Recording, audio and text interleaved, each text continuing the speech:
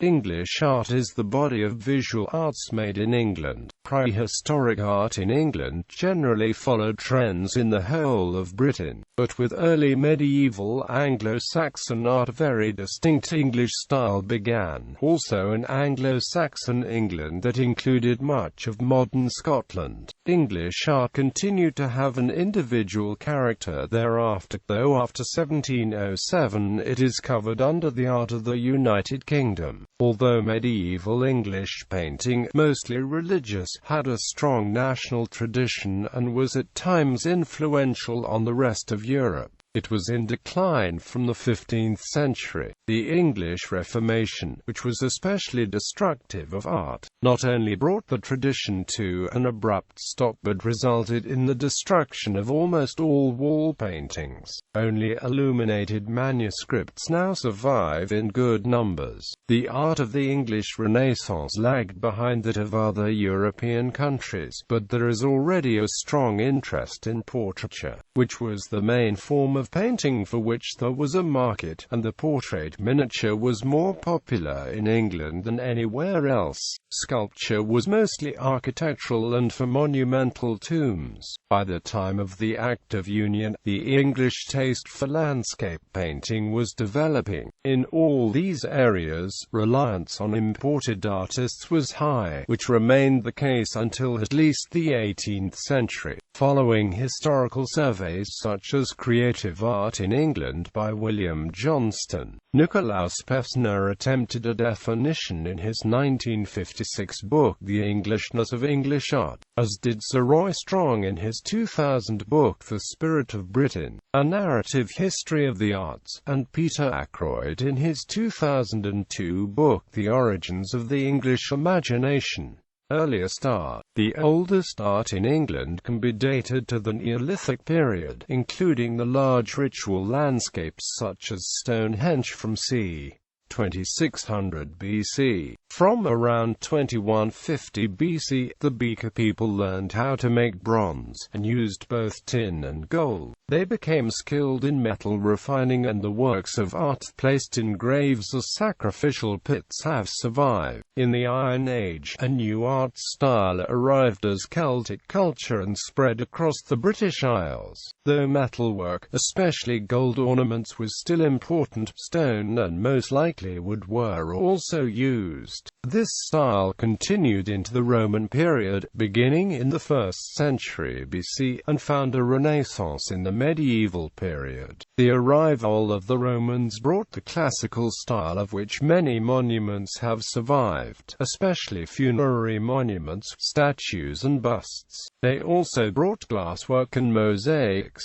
In the 4th century, a new element was introduced as the first Christian art was made in Britain. Several mosaics with Christian symbols and pictures have been preserved. The style of Romano-British art follows that of the continent. There are some local specialities, influenced by Celtic art. The Staffordshire Moorlands pan is one example. Medieval. After Roman rule, the Anglo-Saxons brought Germanic traditions, seen in the metalwork of Sutton Hoo. Anglo-Saxon sculpture was outstanding for its time, at least in the small works in ivory or bone that are almost all that have survived, especially in Northumbria. The insular art style shared across the British Isles produced much of the finest work being produced in Europe until the Viking raids and invasions largely suppressed the movement. The Book of Lindisfarne is one example, certainly produced in Northumbria. The carved stone high crosses, such as the Ruthwell cross, were a distinctive insular form, probably related to the Pictish stones of Scotland. Anglo-Saxon art developed a very sophisticated variety of contemporary continental styles, seen especially in metalwork and illuminated manuscripts such as the Benedictional of St. Ethelwold. Effectively none of the large-scale paintings and sculptures that we know existed have survived. By the first half of the 11th century, English art was being lavishly patronized by the wealthy Anglo-Saxon elite, who valued above all works in precious metals, but the Norman conquest in 1066 brought a sudden halt to this art boom, and instead works were melted down or removed to Normandy. After a pause of some decades, manuscript painting in England soon became again the equal of any in Europe.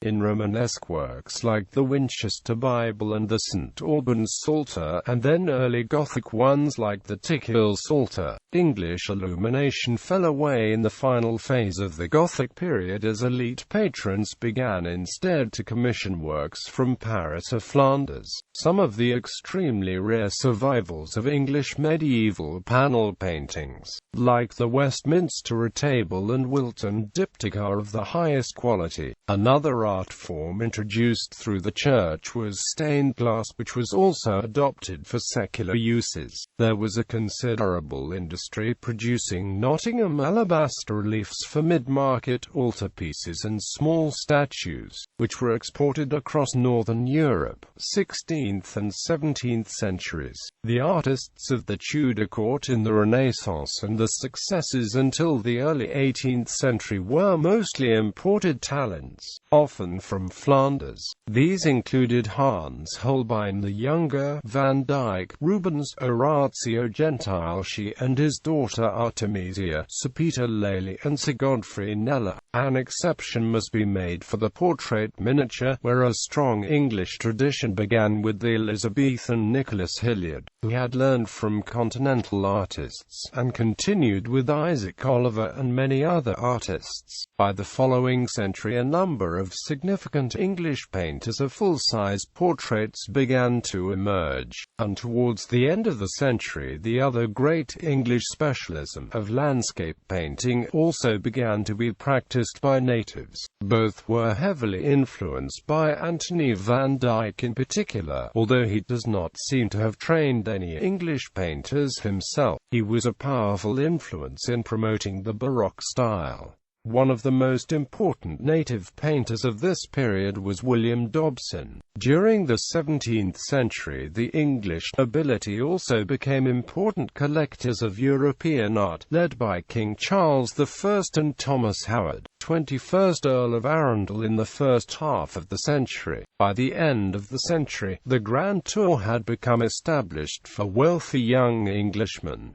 18th and 19th centuries. In the 18th century, English painting finally developed a distinct style and tradition again, still concentrating on portraits and landscapes, but also attempting, without much success, to find an approach to history painting regarded as the highest of the hierarchy of genres. Sir James Thornhill's paintings were executed in the Baroque style of the European continent, and William Hogarth reflected the new English, middle-class temperament, English in habits, disposition, and temperament, as well as by birth. His satirical works, full of black humor, point out to contemporary society the deformities, weaknesses and vices of London life. Portraits were, as elsewhere in Europe, much the most easiest and most profitable way for an artist to make a living, and the English tradition continued to draw of the relaxed elegance of the portrait style developed in England by Van Dyck. Although there was little actual transmission from his work via his workshop,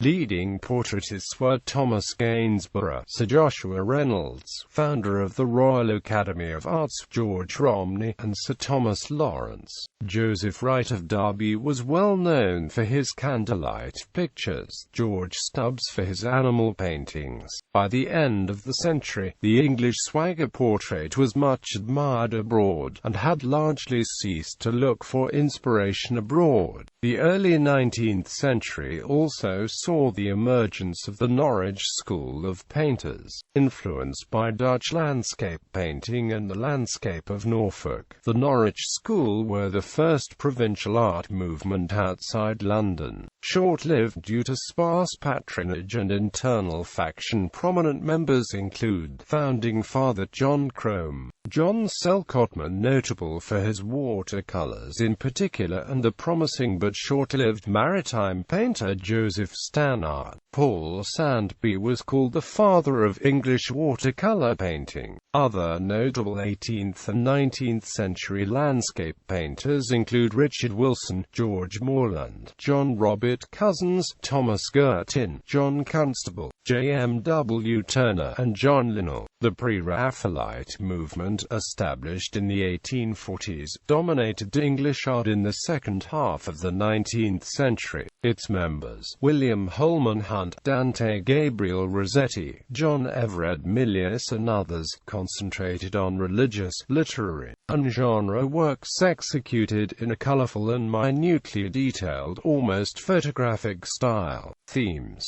Its earliest known developed form, one that continues to the present day, is arguably the decorative surface pattern work exemplified by the Lindisfarne Gospels and the exterior carving of Anglo-Saxon churches and monuments. Ackroyd argues that the concern for a light and delicate outline for surface pattern for its own sake, and for patterns and borders that threaten to overwhelm the portrayal of figures, have all been long-standing characteristics of a continuous English art. Other elements Ackroyd sees as inherited from the early Celtic Church are a concern to portray the essence of animals, a tendency to understatement, and a concern for repeating structures that extends from Celtic knotwork to church organ music to Staffordshire ceramic ware to stained glass windows and to the wallpapers of William Morris. Strong agrees with Ackroyd on all these points. English anti-intellectualism has led them to easily mingle fiction with observed facts in order to invent traditions, but this has often given fresh life to traditions that would otherwise have gone stale. Pevsner noted, in the context of a consummate arts professionalism, a detachment and self-effacement among artists that often led them to belittle the act of creation, and to be willing to give away their ideas to be reused by other artists. Royal Collection. Relatively few pieces survive from before the 16th century, partly because of fires such as that which destroyed Whitehall Palace in 1698. Charles I of England built up a great royal collection of art. This was mostly sold by the English Commonwealth, but Charles II was able to recover much of it by judicious pressure on English purchases. Although many of the finest works had been sold abroad and were lost, there were later major additions by George III, Queen Victoria and others, so that today the royal collection is one of the largest in the world. Despite many gifts to museums, much of it is on display in Windsor Castle, Buckingham Palace, Hampton Court Palace and other sites. The Queen's Gallery attached to Buckingham Palace and the Queen's Gallery, Edinburgh host temporary exhibitions from the collection. Landscapes. In the popular imagination, English landscape painting from the 18th century onwards typifies English art, inspired largely from the love of the pastoral and mirroring as it does the development of larger country houses set in a pastoral rural landscape.